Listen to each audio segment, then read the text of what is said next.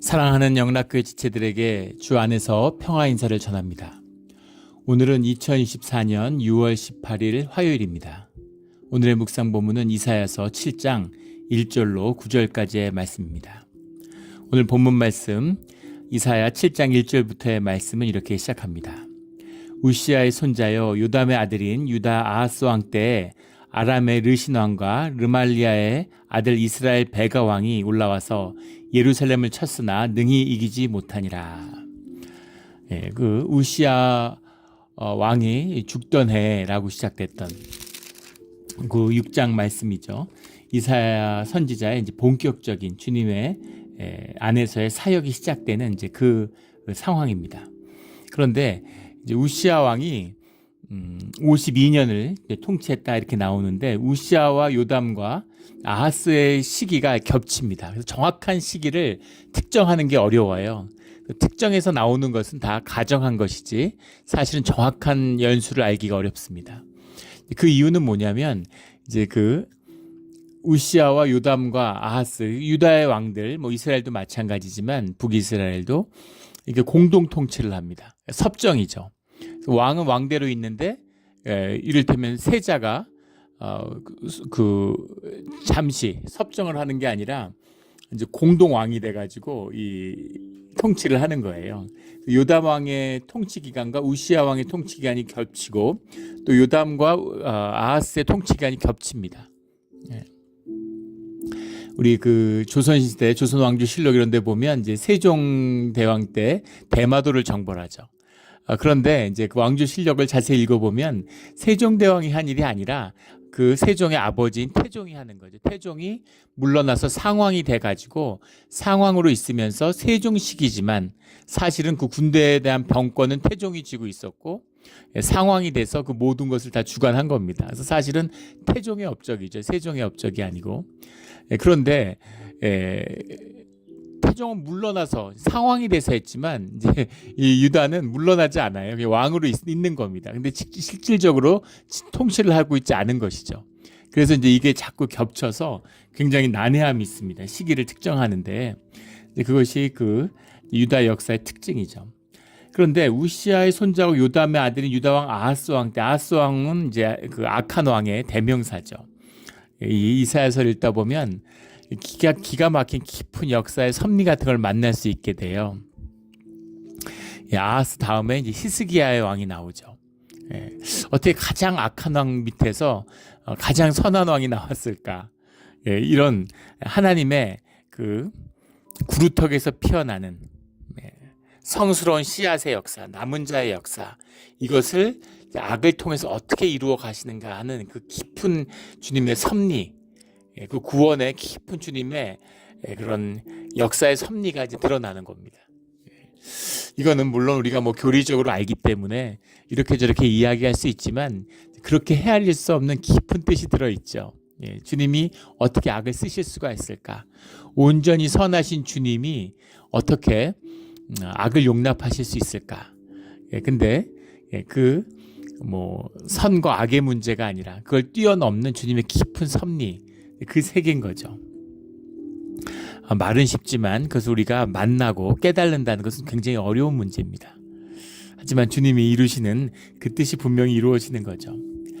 우시아 왕 때는 우시아 왕은 사실은 우리 이제 그 역대하에 보면 26장부터 28장까지 차례로 우시아와 요담과 아하스에 대한 이야기가 나옵니다. 오늘 7장 말씀을 이해하기 위해서는 그런 시대적인 배경을 좀 봐야 되는데 우시아 왕 때는 굉장히 그 나라가 아주 그 흥황하는 전성기를 맞이하는 이제 그런 모습들을 보여주게 되죠. 스가랴 선지자와 함께하는 날, 우리 26장 5절에 보면 그가 여호와를 찾을 동안에는 하나님이 형통하게 하셨더라. 16살의 어린 나이로 왕이 돼서 52년을 통치했는데 그런데 초기에는 굉장히 하나님의 축복과 은혜가 함께했던 겁니다. 하나님을 찾았기 때문에. 그런데 뒤에 가면 흥황하게 되니까 16절에 가면 그 26장 역대하 26장 16절에 보면 이런 말씀이 나와요. 그가 강성하여짐에 그 마음이 교만하여 악을 행하여 범죄하되 이렇게 나옵니다. 사람 마음이 그렇죠. 그래서 어려울 때, 힘들 때 이럴 때 주님을 찾았고 주님의 은혜가 함께 했는데 강대해지고 풍요해지고 삶이 안일해지니까 주님을 잃어버린 거죠. 주님을 잃어버려서 안일해지는 것에서 끝나지 않죠. 영에는 진공 상태가 없습니다. 주님을 잃어버리면 중립 상태가 아니라 바로 악으로 넘어가는 거죠. 그래서 악한 역사가 일어나요. 향단에 분향하려 한지라. 하나님의 질서를, 아니 왕이 향단에 분향한 게 뭐가 그렇게 큰 문제였을까? 우리를 예배자로 부르시고 예배자로 만나기를 원하시는 주님이신데, 우리를 왕 같은 제사장으로 세우시려는 주님이신데 왕이 제사장의 자리에 나간 게 뭐가 문제일까? 주님의 질서. 주님이 부르시면 나가면 상관이 없죠. 주님이 부르시지 않는데 본인이 원하는 걸 하는 거예요. 이게 바알부올의 제사죠. 내가 원하는 대로 내 마음에 맞게 내가 예배하겠다는데 그건 예배가 아니죠. 예배의 주인은 주님입니다. 주님의 질서를 깨트리고 주님을 욕보이는 일을 서슴없이 행해요. 그래서 주님이 나병을 내리고 저주를 받죠. 그게 이제 우시아의 마지막이었습니다. 그 다음에 요담왕이 들었었는데, 요담왕은 어머니가 대제사장의 딸이에요. 그래서 여호와의 성전에는 들어가지 아니하였고라는 말이 27장 2절에 나옵니다. 그러니까 제사장에 대한 존중, 성전에 대한 존중 자체가 뿌리부터 흔들리고 있는 시대다라는 걸 볼 수 있게 되는 거죠. 주님의 임재가 약해지니까 그 예배 가운데 주님의 임재를 느낄 수 없으니까 막 나가는 겁니다.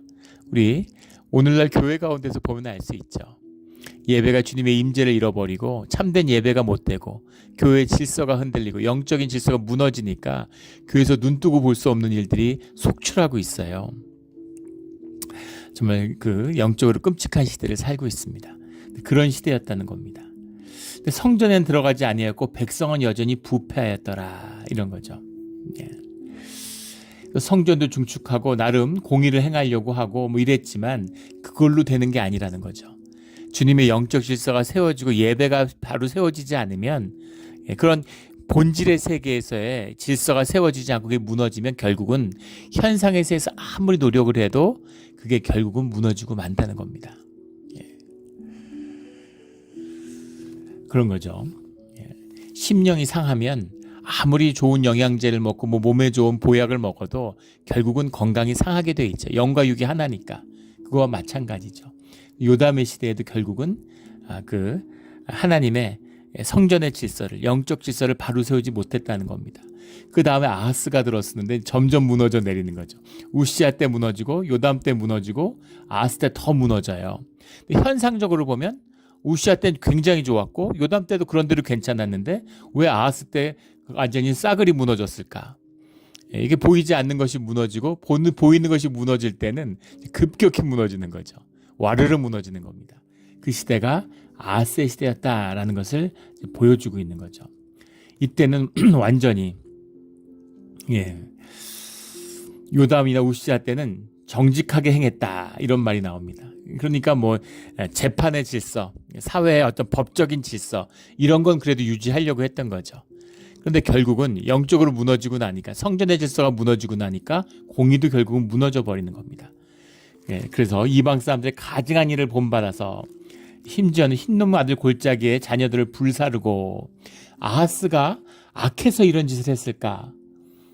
물론 그 심령이 악하고 악한 사람이었을 수도 있겠지만 휩쓸려 가는 겁니다. 무기력한 거죠. 영적으로 무능한 거예요. 무기력한 거예요. 그러면은 악에 휩쓸리게 돼 있어요. 이게 사람의 본질입니다. 영으로 자기 삶의 질서를 지키지 못하면 휘둘리게 되는 거죠. 악한 질서에 휘둘리게 돼 있어요. 요즘 세태를 보면 아실 겁니다. 사람들이 특별히 더 나쁜 사람 됐나요? 그게 아니죠. 영이 어지러워졌기 때문입니다. 우리 80년대, 한국의 70년대 민주화를 위해서 정말 헌신적으로 자기의 삶을 희생하고 헌신한 수많은 사람들이 있었죠. 열사들이 있었습니다. 그리고 민주화가 됐는데 지금 민주화가 되고 30년이 흘렀잖아요. 30년, 40년이 돼갑니다. 그런데 민주주의가 점점 더 후퇴하다. 이제 민주주의란 말을 입에 담기도 민망하게 됐죠. 왜 그럴까요? 더 발전하고 더 좋아져야지. 점점 민주주의가 후퇴해요. 국회 같은 거 엉망진창입니다. 사람들이 차라리 없으면 더 좋지 않을까. 끝없는 극한적인 갈등을 하고 법도 안 지키고 엉망진창이죠. 어떻게 이럴 수가 있지?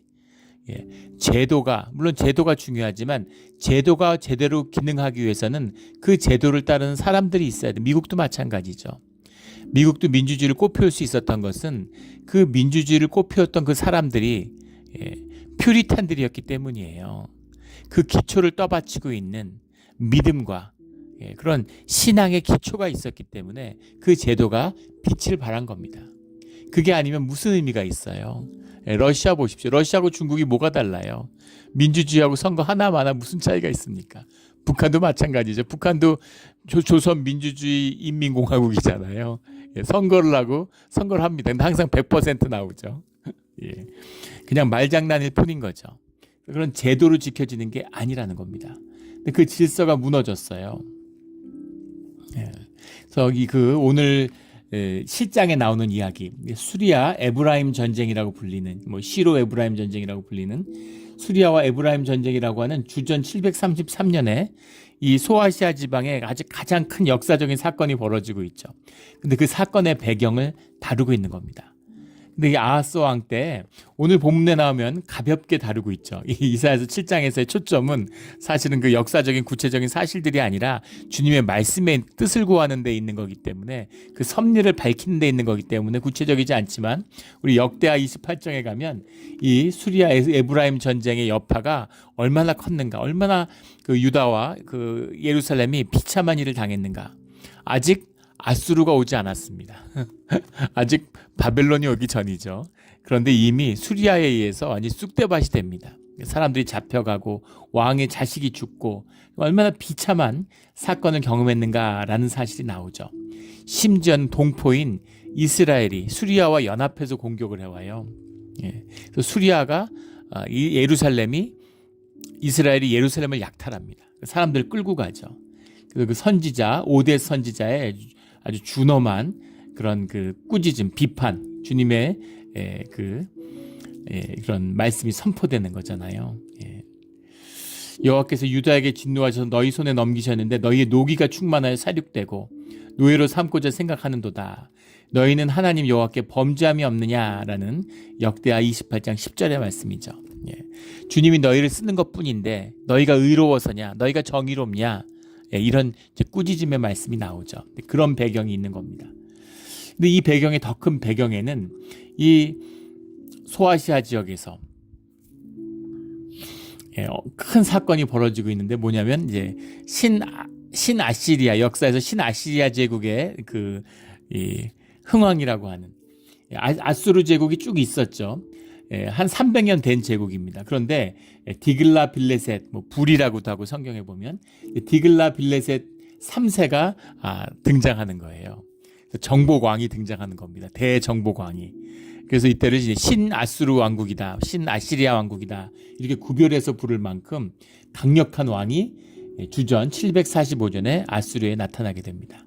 그로부터 12년이 지났는데 아수르 왕국이 약해지니까, 초강대국이 약해지니까 주변 나라들이 전부 다 서로 개별적으로 움직이는 겁니다.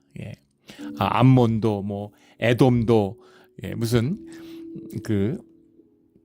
전부 말을 안 들어요. 수리아도, 이스라엘도 전부 말을 안 듣고 분열되어 있었는데 디글라 빌레셋이 나타나서 3세가 나타나서 왕권을 강화하고 아수르가 다시 흥기하니까, 그러니까 주변에 대한 통치권을 강화시키는 거죠. 그것에 반발해서 이 소아시아의 모든 연합국가, 동맹국가 이제 그 아수르가 한번 붙은 거죠. 그래서 어떻게 됐겠습니까? 그래서 이 수리아도 망하고 예루살렘도 망하는, 완전히 그때 망하진 않지만 사실상 망하는 이제 그런 완전히 속국으로 이제 들어가는 유다 왕국도 마찬가지죠. 근데 이 수리아와 에브라임이 연합해서 예루살렘을 치는데 처음에 우리 같이 싸우자 그런데 그걸 거절하죠. 거절한 것까지는 좋았습니다. 근데 문제는 뭐냐면 이들로부터 침략을 받은데 견디질 못하는 거예요. 주님은 아무것도 아니다 이들이 이렇게 얘기하셨지만 사실은 이제 현상적으로는 피해가 컸던 거죠.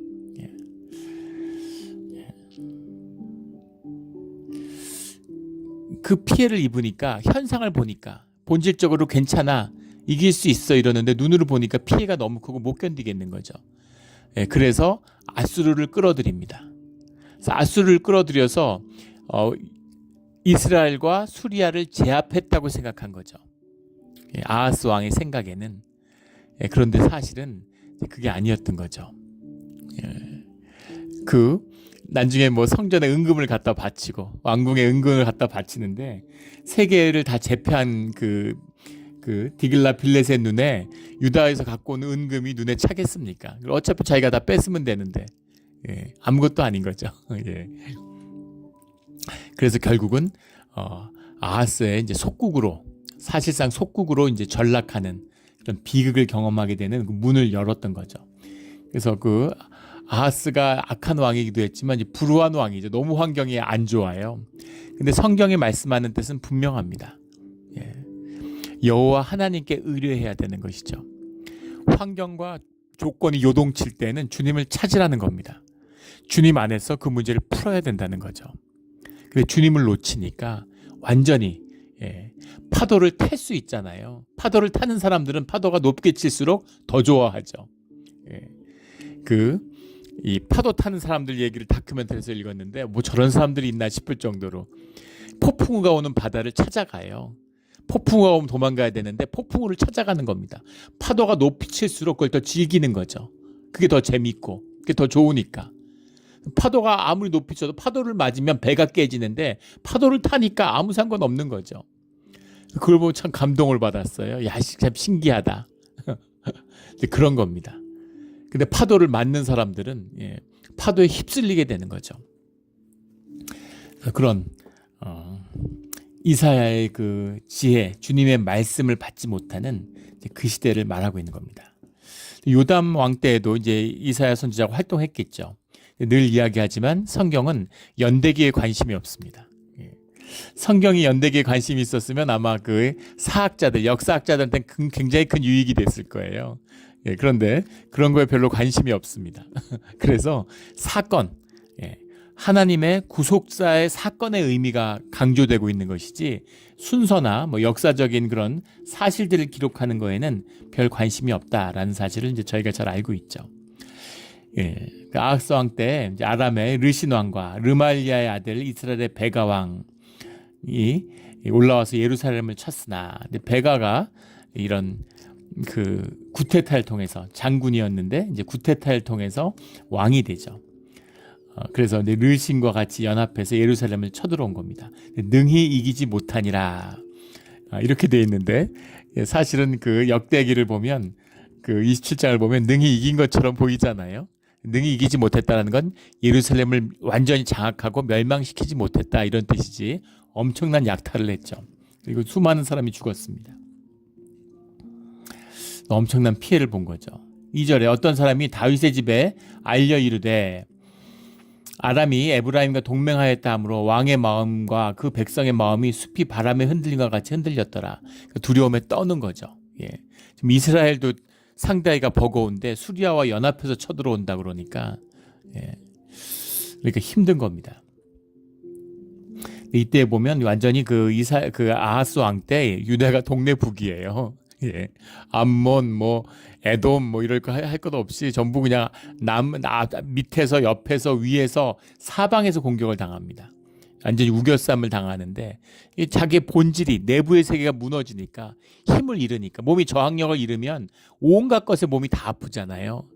뭐 피부병이 일어날 수 있고 뭐 소화가 안 되고 뭐 무슨 뭐 발톱이 뭐 안 좋고 머리가 빠지고 뭐 잠을 못 자고 눈이 충혈되고 귀에 이명이 뭐 생기고 온갖 병이 다 일어나는데 본질은 무엇이에요? 몸의 저항력이 약한 겁니다. 몸의 저항력이 약하대. 몸이 저항력이 강하면 온갖 게 다 들어와도 상관없는 거지. 몸이 다 치유하니까. 치유의 능력이 있어야 되는데 몸이 약해지면 약을 먹고 약에 의존하면 몸을 고치겠지. 약은 몸을 고치지 못하죠. 증상을 치료하는 거지 몸의 저항력이 결국 몸을 치료하는 겁니다. 진통제를 먹었더니만 간이 안 좋아지고 뭐 이런 거잖아요.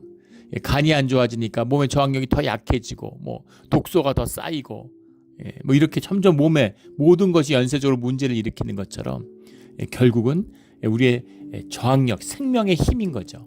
생명의 힘, 주님의 생명의 근원이신 주님과 닿지 않으면 치유의 능력이 없는 거죠. 그러니까 뭐 온갖 것에 휘둘리는 그런 재난을 맞고 있는데 그 재난의 본질이 무엇인지를 모르는 거죠. 3절에 그때 여호와께서 이사야에게 이르시되 너와 내 아들 스알 야숲은 윗모 수도 그 세탁자의 밭 큰 길에 나가서 아하스를 만나. 3절이 아주 재밌는 말씀이에요. 세 가지죠. 이사야가 아하스를 만나는데 스알 야숲을 데리고 가서 만납니다. 아들을. 그리고 만나는 곳이 세탁자의 밭이죠. 윗모 수도 끝이라고 하는 건 이제 기온샘, 흔히 얘기하는 그 수로를 얘기하는 것이죠. 우리가 이제 성경에서 나오는 예루살렘의 실로암이라고 하는 인공샘을 지칭한다고 말하고 있습니다. 세탁자의 밭, 세탁자라고 하는 것이 코베스라는 말인데 와시, 씻는다는 말이죠. 세탁자 스알 야숲 이사야입니다. 이사야는 이사야라는 말은 원문을 보면 예사 야후라는 말, 야후가 여호와잖아요. 예사 야후, 예사라는 게 예수와 예수님이죠. 이게 구원이란 뜻이잖아요. 그래서 여호와는 구원이시다. 여호와의 구원, 이게 이사야입니다. 스알 야숲은 쉐아르 야슈브라는 말이에요. 쉐아르 야슈브라는 말인데 쉐아르라는 말은 뭐 레스트, 뭐 렘넌트, 남은 자 이런 말이 되고 거주한다 이런 말도 되고 슈브라는 말은 이제 return back 이런 말입니다. 돌아온다. 남은 자는 돌아온다 이런 말이죠. 아들이라고 하는 것은 이제 아버지의 심장이 아들로 태어난다 뭐 이런 말이 있죠. 아버지의 그 내면 세계, 아버지의 진실이 아들로 태어나는 거예요. 그래서 어떤 사람의 삶이 진실을 보고 싶으면 자식을 보면 알 수 있죠. 자식을 보면 그 부모의 진짜가 무엇이었는지를 보게 되는 겁니다. 근데 이사야와 스알 야숲이 짝을 이뤄왔어요. 이사야는 주님은 구원이시다, 주님을 찾아야 된다라는 이야기고, 스알 야숲은 남은 자는 돌아온다라는 기가 막힌 거잖아요. 계시적인 의미가 있는 거죠. 남은 자가 돌아온다는 얘기는 양면적인 측면이 있습니다. 남은 자가 있다는 거죠. 주님의 구속의 씨앗이 회복된다는 겁니다. 동시에 남은 자는 돌아온다. 난 얘기는 뭐겠어요? 남지 않는 자들, 대부분의 자들은 돌아오지 못한다. 이런 얘기죠. 심판에, 주님의 심판에 불이 임했을 때는 다 죽는다는 겁니다. 하지만 다 죽지 않고 남은 자가 있다는 거죠. 다 태워도 금은 정금이 되는 거죠. 불순물을 씻어내고. 그럼 본질의 회복이 이루어진다. 이 뜻이 들어있습니다. 그래서 구원에 소망을 품게 되지만 동시에 엄한 심판의 말씀이 들어있는 거죠. 근데 그 가운데서도 이사야, 주님만이 구원이 되시는 겁니다. 근데 세탁자의 밭에서 만났어요. 세탁자라는 것, 옷을 씻어야 되는 거죠. 옷을 씻어야지 주님이 구원을 만나게 되는 겁니다. 구원을 만난 자들, 그들이 남은 자들이죠. 그 자들은 돌아온다라는 거죠. 예루살렘은 회복된다, 이 말씀입니다. 이것이 환란을 일으켜서 예루살렘을 새롭게 하시는 주님의 깊은 뜻이죠. 이 뜻을 누가 헤아릴 수 있겠어요? 상상이나 할 수 있겠습니까? 나중에 이사야 선지자가 이제 비극적인 최후를 맞죠. 므낫세 왕 때 허리를 이제 톱으로 잘라서 죽이는. 얼마나 이사야한테 화가 났으면 그랬겠어요. 주님의 말씀을 선포했을 뿐인데 받아들일 수가 없는 거죠. 어떻게 주님이 이스라엘을 버려? 어떻게 주님이 예루살렘을 벌하실 수가 있어? 심판하실 수가 있어? 수리아를 들어서, 아수르를 들어서, 바빌론을 들어서 예루살렘을 멸망시키신다고? 있을 수 없는, 참을 수 없는 얘기죠. 근데 그것이 주님의 진실이라는 겁니다. 주님은 자유하시고 주님은 크신 분이고 또 주님은 무서운 분이세요. 은혜와 자비의 하나님이지만 또 무서운 심판의 하나님이시기도 합니다. 은혜의 하나님이지만 공의의 하나님이죠. 근데 정말 이사야가 스알 야숲 데리고 와서 세탁자의 밭에서 아하스를 만났을까? 지금 그런 구체적인 현상의 이야기가 아니죠. 현상을 통해 표상하는 본질의 이야기, 본질의 메시지를 드러내는 겁니다. 예전에 고대인들이 기우제를 지내는데 두꺼비를 땅에다 묻은 다음에 산에 올라가서 불을 피웁니다. 그걸 현대인들이 보면서 두꺼비를 땅에 묻은 것은 비과학적이지만 불을 질러서 나무에 불을 태우는 것은 합리적이다. 이렇게 얘기하는 거예요. 말도 안 되는 소리죠. 불을 피우니까 대기를 따뜻하게 해서 인공 강우를 하려고 하는 그런 의미. 근데 불 피웠다고 비가 오겠습니까? 근데 그 합리적인 동기가 있다는 거죠. 합리적인 동기가 있을까요? 그건 현대인의 눈으로 본 이야기죠. 현대인에서 현대 과학이라고 하는, 현대 종교라고 하죠. 현대 과학의 메시지를 가지고 있기 때문에, 프리즘을 가지고 있기 때문에 그 시각으로 그걸 바라보니까 그렇게 해석하는 것 뿐이에요. 근데 그 현상의 내면, 고대인이 두꺼비를 묻는 것이나 불을 피우는 것이나 똑같은 동기, 그 안에 연결되어 있는 똑같은 내적 동기가 있죠. 그게 무엇인지를 우리는 모르는 겁니다. 다른 언어를 갖고 있으니까. 그런 거죠. 그것처럼 그 현상에서의 세계에서 표현되는 그 표상은, 다 그 표상이 다르잖아요. 그 시대에 표현하는 방식이 다른 거죠. 그런 것처럼 이 시대에 표현하는 느낌이 있는 겁니다. 그 표현은 무엇이냐면은 이사야와 수알 야숲이 세탁자의 밭에서 왕을 만나야 되는 거죠. 그러면 끝나는 겁니다. 그러면 예루살렘과 유다는 회복되는 거예요. 그러면 세계는 평강을 얻는 겁니다. 그런데 세탁자의 밭도 스알 야숲도 이사야도 만나지 못하는 거죠. 우리 세탁자와 이사야를 만남으로 스알 야숲도 만나게 되는 이 깊은 비밀을, 이게 현대 오늘날 우리 교회에 주는 말씀입니다. 교회가 세탁자를 만나야 돼요. 교회가 정결이 무너져서 너무 더럽습니다. 우리 한국 최대의 교단, 우리 같은 자매 교단, 우리 교단이죠 사실. 거기 총회장이 입에 담기도 민망하죠. 한국에서 지금 난립니다. 무인텔이라고 하는, 모텔인데 무인텔이라는 게 있대. 사람이 일하지 않는 거죠. 왜 사람이 일하지 않겠어요? 사람의 눈에 띄고 싶지 않은 사람들이 찾아오기 때문이겠죠. 주로 불륜이겠죠. 무인텔에서 나오는 것을, 들어가고 나오는 것이 이제 그 사람들 눈에도 띄고 CCTV에 발견돼 가지고 그게 구설수가 됐어요. 처음에 안 갔다 그러다가 증거가 나왔죠. 일생에 처음 갔는데, 한 번 갔는데 걸렸을까요? 자주 갔겠죠. 그랬는데 놀랍게도 상담을 하러 간 거지. 무인텔에 간 건 맞지만 증거가 드러났으니까 그 상담을 하러 갔지 불륜으로 간 건 아니다. 이제 그렇게 얘기를 하고 있습니다. 그러면서 총회장에서 물러나기를 거절하고 있죠. 근데 물러나게 할 법적인 아무 근거가 없다는 거예요. 법적 장치가. 그런 법이 있을 수가 있었겠어요. 상상도 할 수 없는 일인데 그런 법을 만들었겠어요. 이게 법의 문제일까요? 근데 버티는 거죠. 한국의 이름만 되면 다 알만한 대형교회 목사입니다.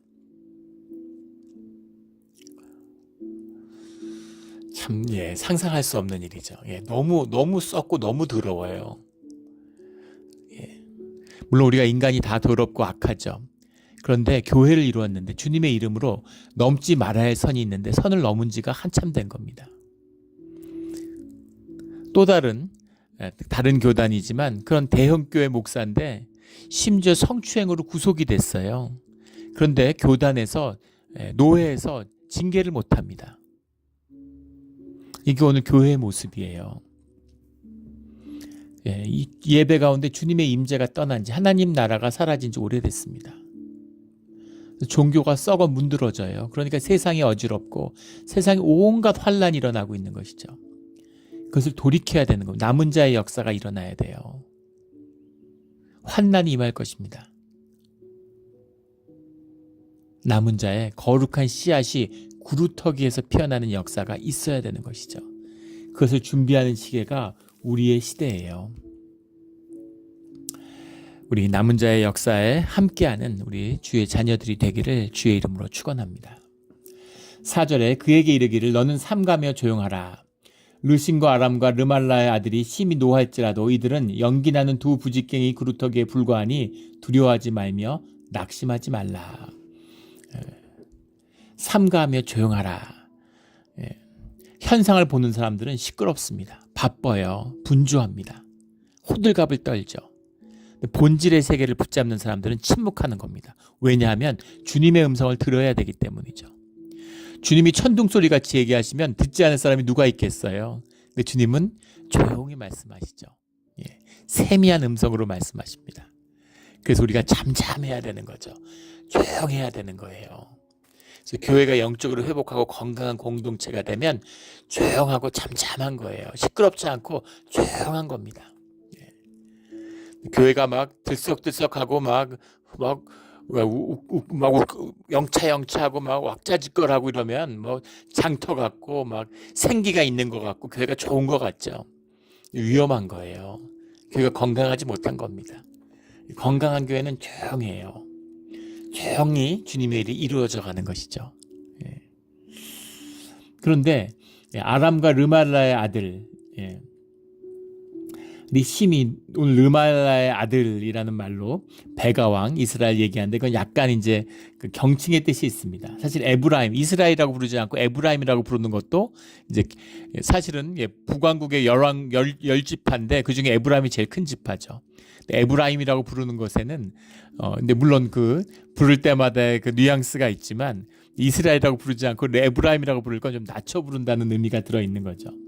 근데 그들이 구루터기, 연기 나는 불, 나무가 다 꺽 잘리고 불타버린 연기가 나고 있는 그런 구루터기에 불과한 게 두려워하지 말고 낙심하지 말라.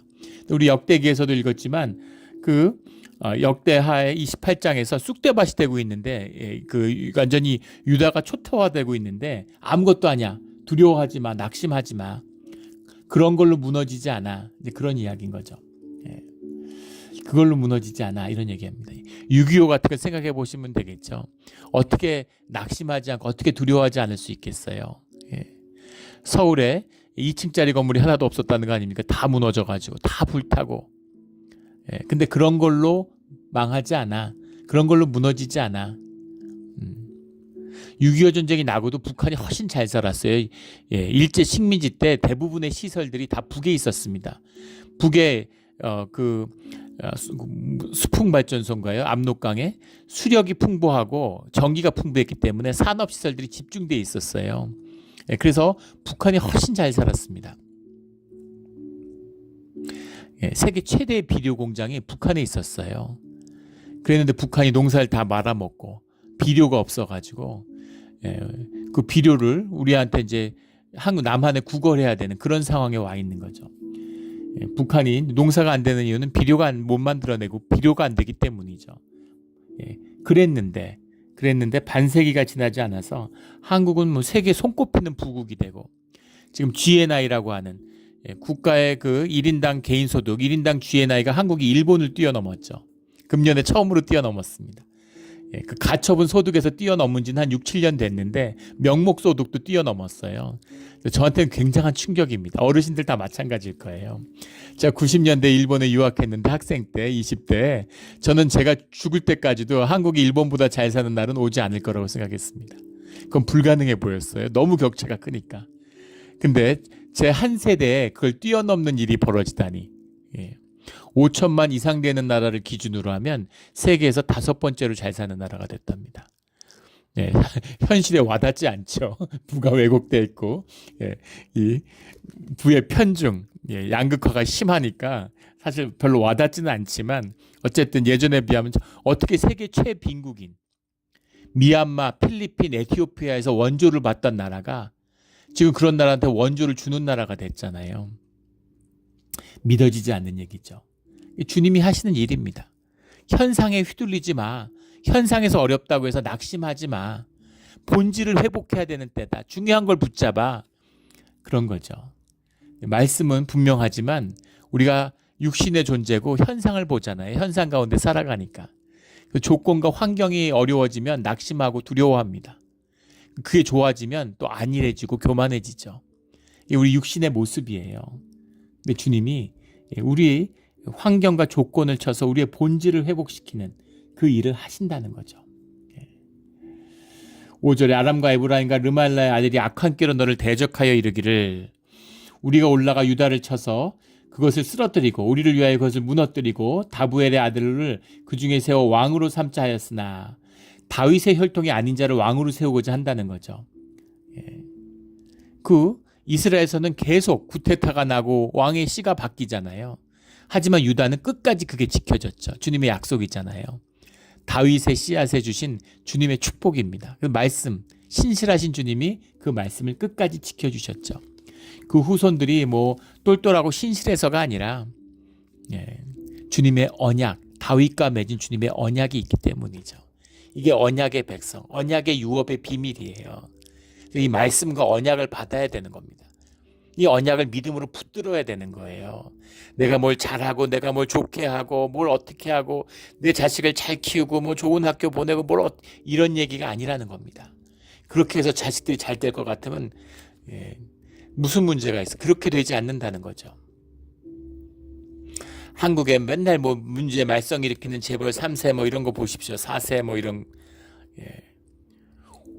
세상에 부유하고 좋은 교육, 좋은 거 다 좋은 거 먹이고 좋은 데 교육시키고 온갖 좋은 건 다 하지 않았겠습니까?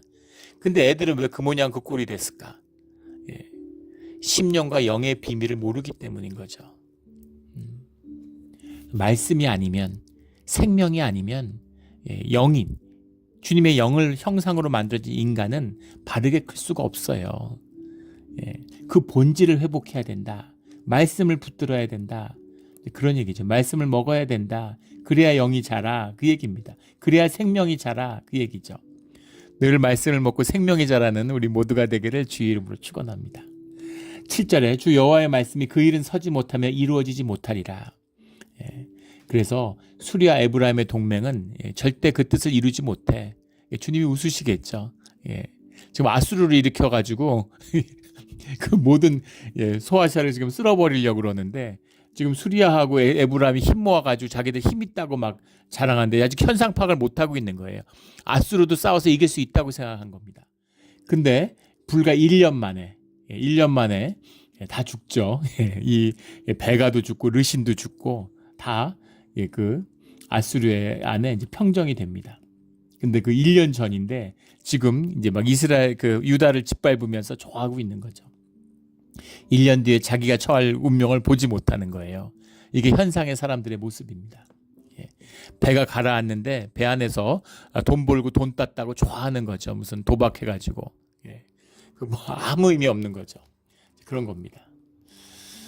8절에 대저 아람의 머리는 다메섹이요 다메섹의 머리는 르신이며 65년 내에 에브라임이 패망하여 다시는 나라를 이루지 못할 것이며 이스라엘의 패망도 말씀하고 있는 거죠. 이스라엘도 선을 넘었죠. 어떻게 이스라엘이 수리아와 손을 잡고 예루살렘을 짓밟을 수가 있습니까? 아무리 눈에 좋아 보이고 아무리 무슨 좋은 계획이 섰다 하더라도 하지 말아야 될 일이 있어요. 근데 이 선을 지키지 못하는 겁니다. 선을 지키지 못해요. 우리 지난 주일날 나누었던 고린도서의 말씀 6장에 나오는 선을 지키지 못하는 겁니다. 교회라면 절대 넘지 말아야 할 선. 눈을 뽑고 팔을 잘라도 지켜야 되는 교회됨의 본질적인 주님과 함께하는 비밀이 있다는 겁니다. 그걸 깨서는 안 됐는데 아무 서슴없이 그걸 깨버리는 거죠. 현상의 이익을 위해서. 거기에 대한 분명한 심판의 말씀이 선포되고 있는 겁니다. 야, 지금은 예루살렘이 망할 것 같지? 유다가 망할 것 같지? 야, 잘 봐. 이스라엘이 망한다. 지금 이스라엘이 막 이겨가지고 북이스라엘이 에브라임이 신났는데 이 일로 인해서 에브라임이 망해. 완전한 패망을 보게 될 거야. 그 말씀을 주시는 거죠. 하늘에서 이루어지는 것이 땅에서 이루어지는 겁니다. 하늘에서 이루어진 거죠. 그 말씀을 붙잡으라는 겁니다. 땅에서는 어차피 이루어져요. 실제화되는데 시간이 걸릴 뿐이지. 그래서 결국은 이루어지는 겁니다. 9절에 에브라임의 머리는 사마리아요 사마리아의 머리는 르물라의 아들이리라. 만일 너희가 굳게 믿지 아니하면 너희는 굳게 서지 못하리라. 굳게 믿어야 된다. 이 말씀을 믿어야 이 환난을 이겨내고 너희가 설 수 있다라는 겁니다. 믿음의 때입니다. 주님을 믿고 신앙의 길을 걸는다는 게 어려워요. 어려운 시기입니다. 지난 20년보다 앞으로의 20년이 더 어려운 시기가 될 겁니다. 아마 믿어지지 않는, 한국의 한 신학교인데 경기도에 있는, 한국에는 신학교 중에서 작년에 세 학교를 제외하고는 전부 다 미달이었대요.